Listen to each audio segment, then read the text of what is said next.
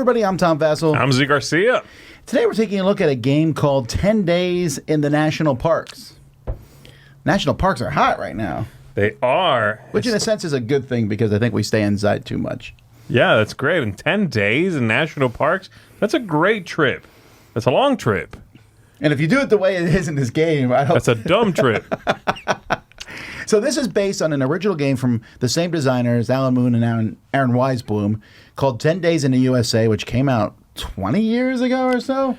Right, and there were a few spin-offs of that game, 10 Days in Africa, 10 Days in Asia, and a few others with small twists. The game system sort of being based on an old classic called Racco of organizing things. Right, it was from Out of the Box Publishing, and then when they went out of business, the game kind of disappeared. There was a resurgence when Broadway, a Chinese company, made it for a while. And then now there's a new one here from, well, the Op. And this is sort of the same thing as 10 Days in the USA, but instead of going to states, you're going to parks, which is a very different thing. Either way, if you've never heard of those old games, here's how this one plays. The goal of this game is to do a trip across all the national parks in 10 days. And the board, which you're actually never using the board, you're going to be making a row of cards, 1 through 10 here in front of you, going from spot to spot. So I can go from Badlands to Gateway Arch because they are next to each other. I can go from the Gates of the Arctic to Kobuk Valley, again, because they're adjacent to each other. And the book talks about things, in case you're not sure if these two connect to each other, it will tell you that Joshua Tree and the Channel Islands are adjacent to each other. Some of the spots on the board you'll see here, the Great Sand Dune says ×2. That simply means there is 2 cards in the deck for that. And you'll see that there are cards for each of these. It shows you in an odd reversal here in white where it is in America, each of these spots. And it also has a grid, A6, so that you can use the grid if you need to figure out where it is. Some cards shows vehicles. You'll see planes, you'll see the travel mobile, and you'll see boats. This is for the Pacific Ocean or the Atlantic Ocean. So here's an example of a winning thing. Crater Lake, you start there, move next to it to Redwood.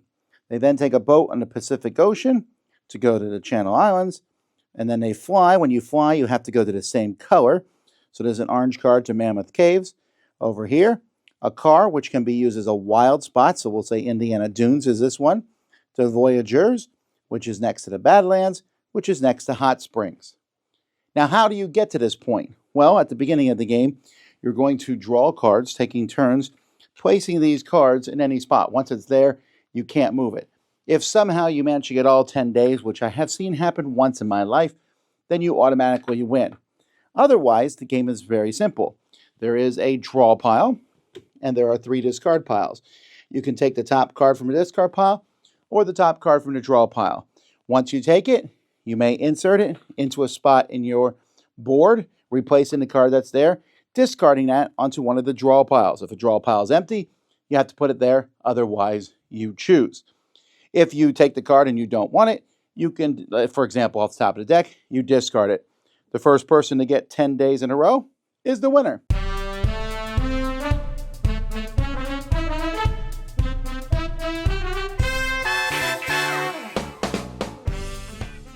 So this takes a lot of the other games and streamlines a lot in here. So for example, in the original game, an airplane, there would be a green airplane, which you would put between 2 green states. Right.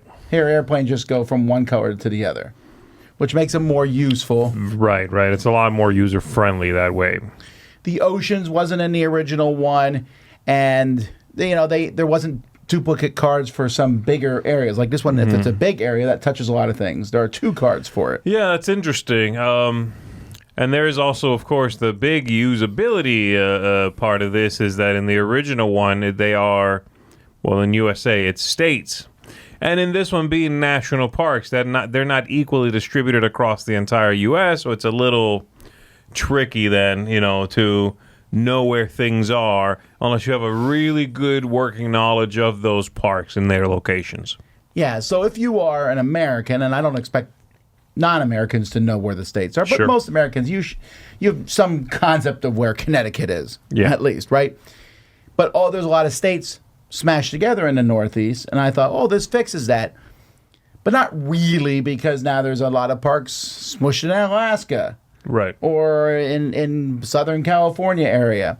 So it's kind of It moves it six around. of one, half dozen of the other. Yeah. Yeah. But I think this is more attractive to me because the States it almost feels educational. I don't know how to explain Oh, it. very much so. Yeah, this feels like a proper trip. Like you are taking a big vacation in the outdoors. It's a fun theme. It's an exciting theme. I love that they say, it features all 63 national parks. That's exciting. They're all in here. So yes, it still has that slight educational bend, but it is not, okay, I'm going to travel from Ohio to, California and then somehow go up to Washington State. This is fun. You're going to neat places. They look good. They sound interesting. So I do like that a lot better. And some of the changes, like you said, are better. The travel is better. It's just the visual cues for things are a little bit trickier. I know you mentioned, for example, the cards at the bottom show you where the thing is on a black map with a white sort of highlight. I'm not sure those colors shouldn't have been reversed. That's a little odd. I want to give them props for giving a proper rule book size. Yeah. Very few companies do this. I will say it's not a huge deal, but on the back, there's this whole page of connection notes where they say this park touches this one, these islands touch this touches this, and I'm like, okay, some dotted black lines might have helped on the board. Yeah. It's feels a little fiddly. They had to get all the parks in, so you're not going to do it otherwise. Yeah, you're giving up some usability that comes with states being next to other states is pretty obvious. You're giving up some of that usability for the sake of the thematic, fun theme here. That's definitely a lot better than the states, like I said. So it's a little clutchy. There's more sort of, can I go from here to here? Than you would expect there to be in something this light and this simple. But it's a fun game, and I still do think it is educational. It's just hopefully subverts that enough that the kids playing this won't notice it as much. You can sort of hide the educational part of this a little bit more. The game-wise, it's very simple. This is a game that could easily be on mass market shelves. Yeah, I expect it to be. It's so easy to play. You put a card out, you draw a card, discard one. You're trying to get 10 in a row. There's a good amount of luck in it. You might have a good setup at the beginning. Yeah. Although you are choosing where things go, so there's a bit of strategy to that, too. Yeah. And sometimes you're looking for a very specific thing. The Connect stuff, it doesn't happen. It works. The game is 2 to 4 players. I think it works best. For me, it's most fun at 2.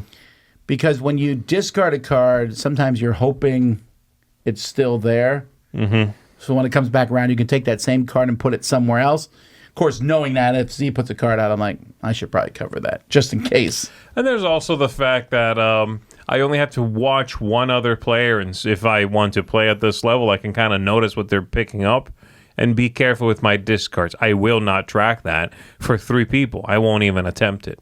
But with one other person, I might be like, okay, I saw you pick up from the discard pile, the Smokies over here near that. Okay, well, I won't discard anything over there. It might not matter because you might just grab a color that matches, but I still can think about those fun little, I'm going to mess up dad kind of moments. Overall, it's an easy game to play. It's fun. It has a board that it does. I mean, you want to play real tricky? Play without the board. Yeah, no, that's... I don't know that I could with the states. I might have pulled that off and tried, but I like that board's there. It's a game you can talk while you're playing around. It's just a good solid game. I'm giving this one an 8. I've always liked the 10-day series in general. I think they've taken the good things out of all the past ones and put them in a solid game with a fun theme of the national parks. Yeah, and I think that's the winning thing. The smart move there is that the fact that this is not a reprint of 10 Days in the USA. This is a reprint of parts of the series combined into one game. Some of the modernizations they've thrown in here are very clever. I'm going to give this one a 7. I like it. I'm not as wowed by it as you are, Tom, but I do enjoy it. I think it's an attractive game. It still will suffer from the same things that, say, Racco suffers near the end of the game. You're just drawing and discarding. Drawing, no, discarding. You know, you run into that at the end. Some of the visual cues, like I said. But if your family has ever played Racco, this old traditional card game of lining up 10 cards in numerical order, that's very similar, but it's kind of soulless. You're just lining up numbers.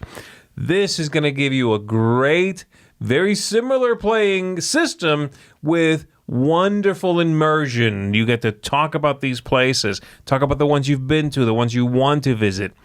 It's going to be night and day compared to something like Racco. There you go, folks. That's 10 days in the national parks. I'm Tom Vassell. I'm Z Garcia. And we're off to see the trees.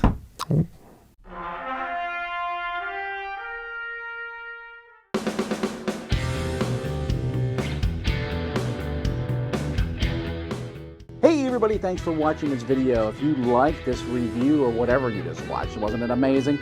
Check out our channel, Dice Tower.